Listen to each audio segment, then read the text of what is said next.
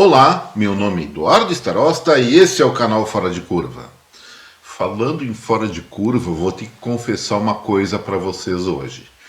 Todo economista que se preza tem um pé na mandinga.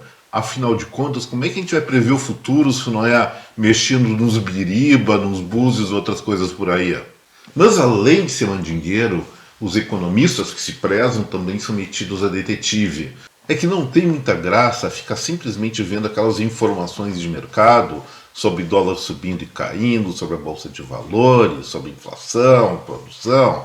Nós temos que achar sarna para nos coçar. E eu hoje aí um pouco folgado, querendo ver um tema legal para Fora de Curva, resolvi dar uma olhada nos jornais de uma maneira não tão objetiva assim. E assim, pessoal, eu me lembrei no ano passado, quando a Ford anunciou que ia sair do Brasil.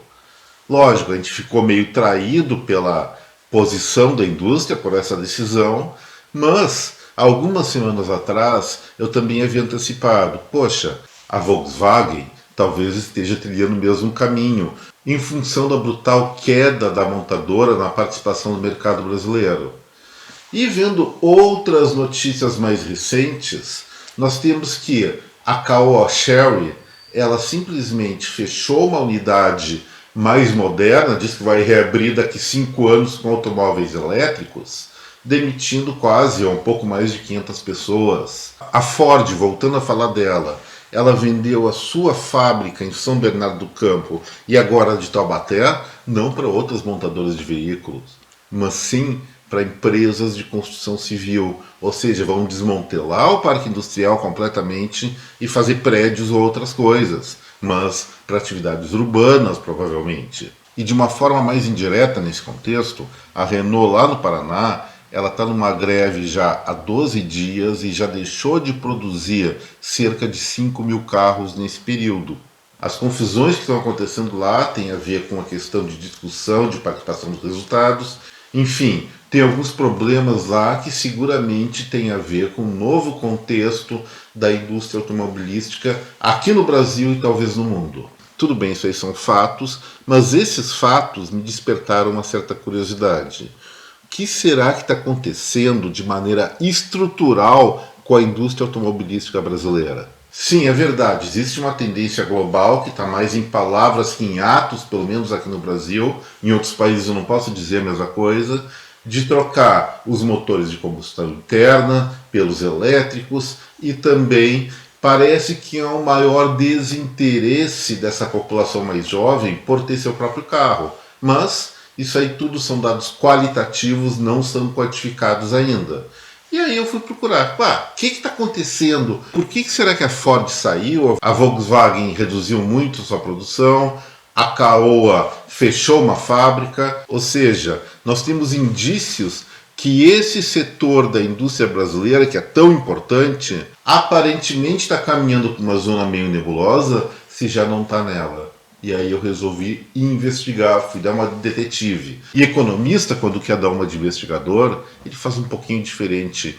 Ele não banca o Sherlock Holmes, põe um boné e uma lente de aumento para sair procurando digitais por aí.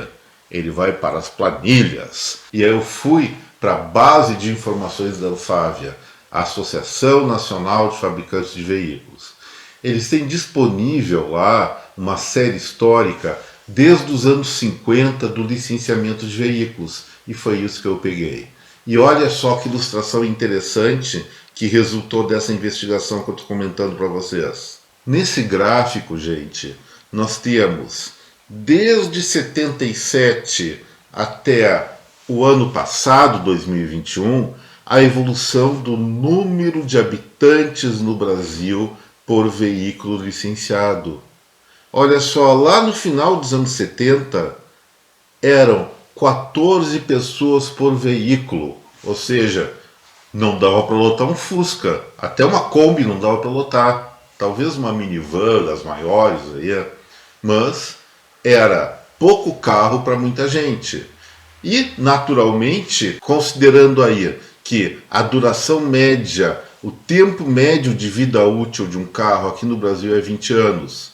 Então, eu estou considerando em 2021 só os carros que foram licenciados a partir de 2001 até o ano passado, para mais ou menos ter uma ideia de qual a frota de veículos atual. E nesse sentido, gente, olha só, como eu falei, se em 1977 nós tínhamos 14,09 habitantes por veículo automóvel, eu não estou colocando ônibus, não estou colocando caminhão aí, só automóvel, carro de passeio, essa conta chegou no ano passado, mesmo com pandemia e tudo, a 4,04. Então, se lá na década de 70 nós precisaríamos em torno de 3 carros para colocar essas 14 pessoas, imaginando 5 pessoas em 2 carros e 4 pessoas no terceiro carro, e agora, para embarcar toda a população brasileira em veículos de passeio, a necessidade é muito menor. Nós podemos pegar todos os carros do Brasil e botar 4 pessoas em cada um, ficava muito folgado. Antes, lá no passado, nós precisaríamos triplicar a frota nacional para isso. Pessoal, o que isso está me dizendo? Está me mostrando que nós temos um indício bastante forte de um mercado que está prestes a ser saturado.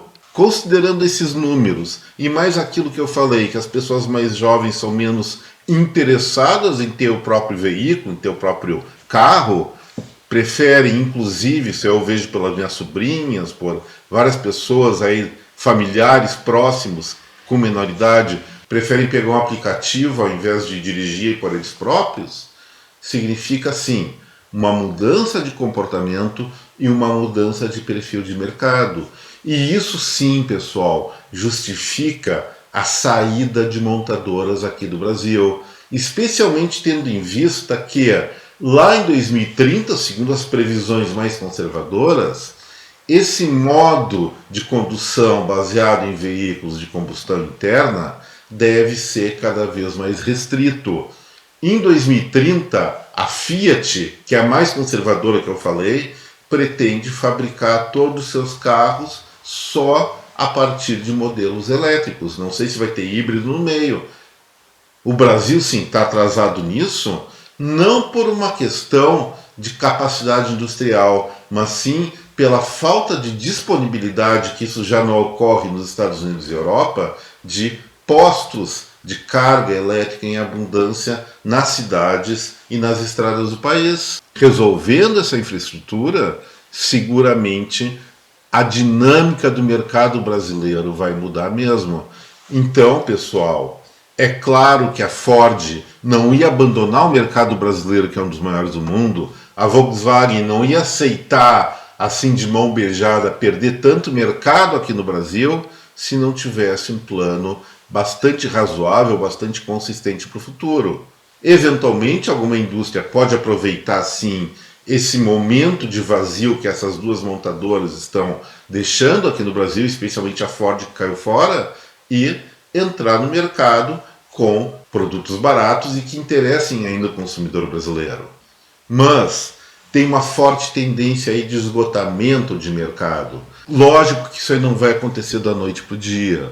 Podem surgir legislações, incentivos para o consumo de veículo, e aí eu digo o seguinte: os Estados Unidos foram primorosos em desenvolver a indústria automotiva naquele país, mas eles não fizeram incentivando diretamente as pessoas a comprar seu veículo.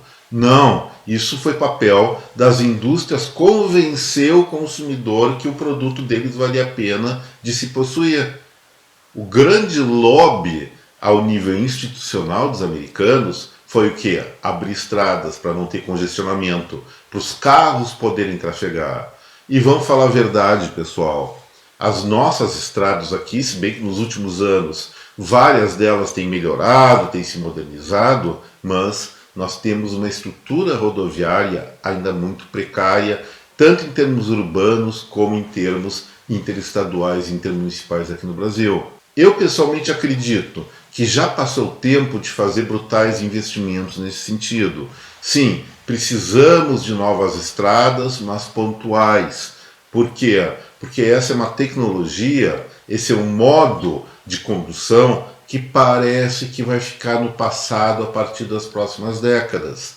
Preocupação em relação a isso, o que, que é? Não é propriamente que nós vamos ficar sem ter como dirigir os nossos carrinhos. Outras alternativas vão surgir, provavelmente muito focadas na questão elétrica. No entanto, nós temos aqui no nosso país um enorme parque industrial automotivo. E essas fábricas, se não tiverem muito bem planejadas nesse momento de transição, podem acabar sendo pegas no contrapé. E é esse o alerta que eu faço hoje e aqui no Fora de Curva. Setor automotivo, ele começa a gerar dúvidas a respeito do seu futuro, aqui no Brasil especialmente, mas no mundo também. E aí, será que nós vamos esperar que essa mão de obra, que talvez seja uma das mais qualificadas aqui do país, chegue a perder o emprego, ou vamos buscar formas de requalificar essas pessoas, requalificar essas indústrias, no que se chama de reconversão industrial? Acho bom se pensar nisso e falo uma verdade. Quem não tem planejamento em relação ao que deve acontecer, ao que pode acontecer de transformações no futuro, normalmente acaba com o chapéu na mão, tanto ao nível empresarial como ao nível de qualificação profissional. Vamos pensar nisso, vamos ver quais são as alternativas, vamos ver quais as formas de melhor requalificação dessas pessoas, oferecer cursos, qualificações e oportunidades para essas pessoas dentro de uma nova realidade. E, gente, uma outra coisa que eu faço questão de colocar no Fora de Curva hoje é a respeito da inflação lá no Reino Unido. Os britânicos, alguns anos atrás, saíram da União Europeia e, consequentemente, no seu mercado interno pararam de usar o euro e voltaram à moeda mais forte do mundo. Sempre historicamente foi, desde o século XVII, acredito, século XVIII, a libra esterlina. Não é que essa moeda, a libra, como eles falam, pounds, está vivendo uma inflação que bateu agora, em abril de 2022, a 9% ao ano. Ou seja, a moeda mais segura, a moeda mais forte do mundo, está com uma inflação de 9%. Aqui no Brasil, nós estamos entre 11 e 12 e deve cair nos próximos meses. O que está acontecendo de errado aqui? Sim, tem coisas erradas acontecendo aqui, como acontece no resto do mundo, em função daquela questão do petróleo, dos alimentos. E no Reino Unido, nada de subjuros para conter essa alta de preços. Porque são fatores externos, são fatores mais fortes que a própria economia de um país. E no Brasil acontece a mesma coisa. Então, não se pode condenar governo pela inflação, e sim, se pode questionar ou até apontar o dedo para esse pessoal do Banco Central que faz questão de aumentar juros tentando segurar a inflação. Não vai acontecer, pode até impulsionar a inflação, porque nós vamos gerar uma expectativa de preços maiores para o futuro. Então, gente, vamos ver se esse pessoal do Conselho de Política Monetária, os diretores do Banco Central, tomem juízo de uma vez e parem com essa coisa de aumentar a Selic, que isso só vai nos colocar ainda mais no buraco sem conter a inflação. E para fechar o Fora de Curva de hoje, gente, vamos falar sobre os bichinhos, os pets. E hoje eu vou falar sobre um animal muito comum, talvez seja o segundo lugar na preferência dos donos de bicho, nada de tutor, dono de bicho do Brasil, os gatos. E como diz o folclore, esses miauenses têm características bastante diferentes daqueles bichos que falam latim, os cachorros. Simplesmente eles são mais livres, eles não se vinculam muito aos seus donos, eles dão suas saidinhas, fazem porcaria e gritedo em todos os telhados acessíveis em cada cidade do Brasil. E além disso, tem na sua cultura, o instinto, falem como quiser, aquele prazer pela caça, pela aventura. E olha o que aconteceu na Alemanha, gente. Numa cidade chamada Waldorf, no estado de Baden-Württemberg.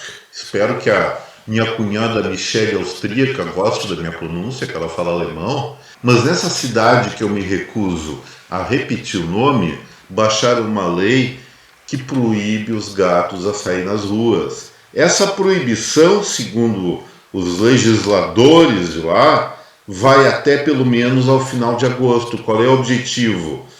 É salvar uma espécie de passarinho chamado cotovia de polpa, que nome um pássaro, né? Que está em risco de extinção, porque os gatos saem de casa para namorar e para caçar e estão papando todo o passaredo lá. E mais ainda, o gato que for flagrado dando sua passeadinha nas ruas da cidade vai ter que pagar uma multa de R$ 2.860. Será que é ele que vai pagar ou o dono dele ou o tutor? Mas eu acho que nesse momento aquela pessoa que diz o gato é meu, eu sou dono dele, acho que vai flexibilizar. Não, eu só sou o tutor, eu tento educar o bichinho, mas ele é teimoso, a responsabilidade não é minha, ele é livre. Eu só tento orientar, eu só tento civilizar o meu gatinho. Bom, vamos ver o que vai acontecer. Vamos ver quantas multas vão surgir e quantas realmente vão ser pagas nessa bagunça que está surgindo lá em Waldorf. Opa, falei o nome da cidade. E com essa, gente, o Fora de Curva de hoje fica por aqui. Eu espero que você tenha gostado do vídeo, como sempre. Se aprovou o que foi dito, ou se não aprovou, mas acha interessante pelo menos, não se esqueça, botando no like, compartilhe esse material com essa rede de contatos e principalmente se inscreva aqui no nosso canal. Mais uma vez, muito obrigado pela atenção, um forte abraço em cada um de vocês, até breve, tchau.